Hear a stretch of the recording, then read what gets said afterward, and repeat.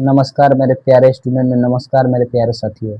हर रोज की तरह आज मैं एक नया क्लास लेकर आया हूँ। इस क्लास के अंदर मैं क्लास 10th के कुछ इम्पोर्टेंट क्वेश्चन लेकर आया हूँ जो यूपी बोर्ड एग्जाम के लिए काफ़ी ज़्यादा इम्पोर्टेंट है। ये क्वेश्चन जो है, इस तरह के क्वेश्चन जो होते हैं हर साल जो आते हैं बोर्ड परीक्षाओं में। तो जैसे कि मैं बता देना चाहता हूँ, यहाँ ये जो क्वेश्चन है 2022, 19, 25 और 26 में भी आ चुका है ये क्वेश्चन। तो हो सकता है संभवतः ये 2027 में भी आएगा और 100% आएगा ही आएगा।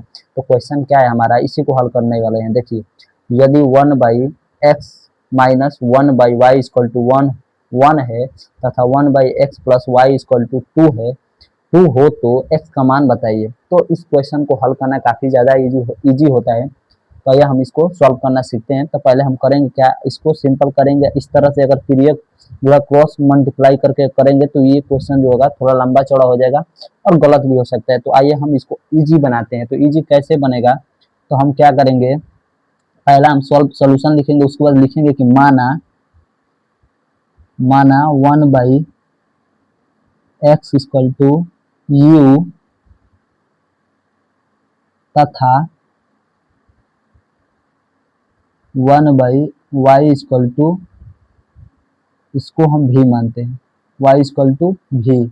इसको हम पहला समीकरण मान लेते हैं और इसको हम दूसरा समीकरण मान लेते हैं। ठीक है, तो यहाँ तक उम्मीद करता हूँ आपको समझ में आ गया होगा। तो पहले आपको यही करना है कि 1/x इक्वल टू यू। आप चाहो तो कोई भी चर जो होता है उसको ले सकते हैं। हम u माना है तो आप a मान सकते हैं या b मान सकते हैं, दोनों में से कोई एक भी मान सकते हैं। तो तभी भी उसका वही आंसर आएगा। आप कोई भी यहाँ पे कोई भी चर ले सकते हैं, तो कोई दिक्कत होने वाला नहीं है। तो मैंने यहाँ पे u माना है क्योंकि मुझे u से निकालना है। ठीक है, आप जो भी मानना हो, a मानना हो, b मानना हो, कोई भी मानना हो मान सकते हैं। ठीक है, तो यहाँ पे हम क्या करेंगे, उसके बाद क्वेश्चन में हम रखेंगे कि 1/x इक्वल टू यू रखेंगे। तो हम क्या करेंगे, 1/x के जगह पर क्या रखेंगे, u रखेंगे। तो यहाँ पे रखेंगे u माइनस और 1/y इक्वल टू हम भी माने हैं तो भी रखेंगे इक्वल टू 1। इसको हम समीकरण 3 मान सकते हैं। फिर ठीक इसी प्रकार से 1/x equal to 1/x equal to हमने क्या माना है, यहाँ पे u माना है तो u प्लस भी इक्वल टू 2। इसको हम चौथा समीकरण मान लेते हैं। ठीक है, अब उसके बाद हमको करना क्या है, देखिए यहाँ पे अब यहाँ पे इसको हल करना आसानी होगा। ठीक है, क्योंकि ये दो चर वाले रैखिक समीकरण है। तो हम क्या करेंगे, कोई एक वेरिएबल नंबर लेंगे तब दूसरा नंबर हमारा निकल जाएगा, दूसरे समीकरण में रखेंगे तो। ठीक है, तो हम क्या करेंगे, यहाँ पे लिखेंगे कि समीकरण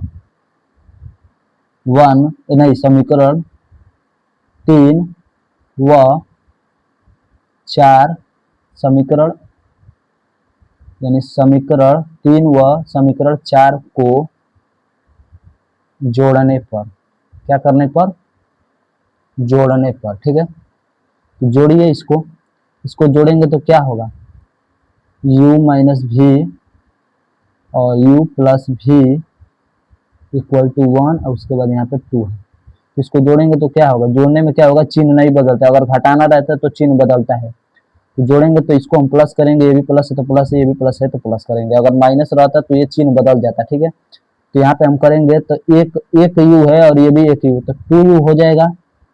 और यहाँ पे एक प्लस और एक माइनस रहता है तो क्या हो जाता है, घटता है। तो ये भी है और ये भी है तो दोनों कैंसिल हो जाएगा, इक्वल टू, और यहाँ पे प्लस है और ये 2 है तो क्या करेंगे, 3 हो जाएगा। 2 और 1 कितना होगा, 3 होगा। तो यहाँ तक उम्मीद करता हूँ कि आपको समझ में आ गया होगा। ठीक है, अब आगे करते हैं, आगे क्या करेंगे, ठीक देखिए इसको।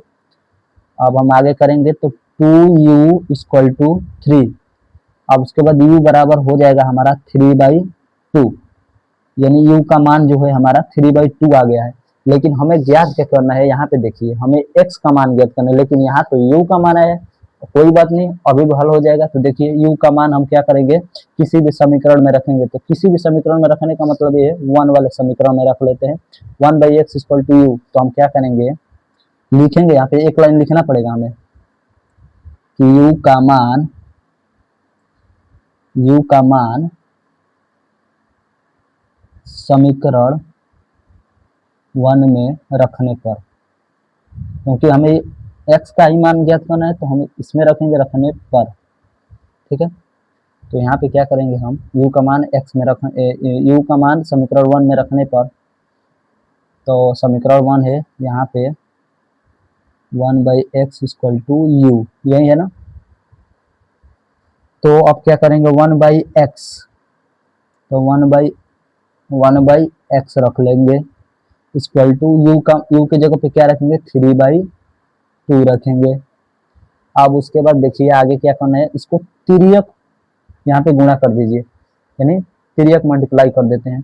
तो x का 3 में करेंगे तो 3x हो जाएगा।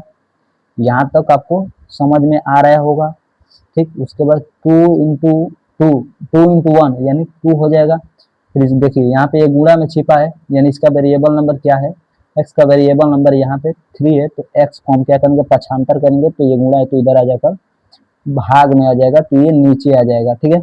तो x का मान जो होगा हमारा 2/3 निकल के आ गया है। देखिए एक यहाँ पे तो x का मान ही पूछा था, तो x इक्वल टू हमने क्या मान यहाँ पे निकाला हुआ है 2/3। अगर y का अगर मान पूछता यहाँ पे x के जगह पे x ना होकर अगर y का मान पूछता, तो हम यहाँ पे क्या करते समीकरण 2 लेते, क्योंकि हमसे क्या पूछा है x का मान पूछा है, इसलिए हमने समीकरण ये वाला जो है 1 लिया है। अगर y का मान पूछता तो 2 लेते, तो इसका भी y का भी मान आराम से निकल जाता। तो इस प्रकार से आपको हल करना है, लेकिन यहाँ पे एक लाइन आपको लिखना पड़ेगा। क्या लिखना पड़ेगा,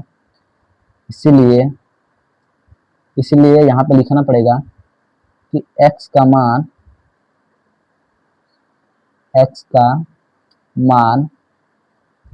क्या करेंगे, x का मान 2/3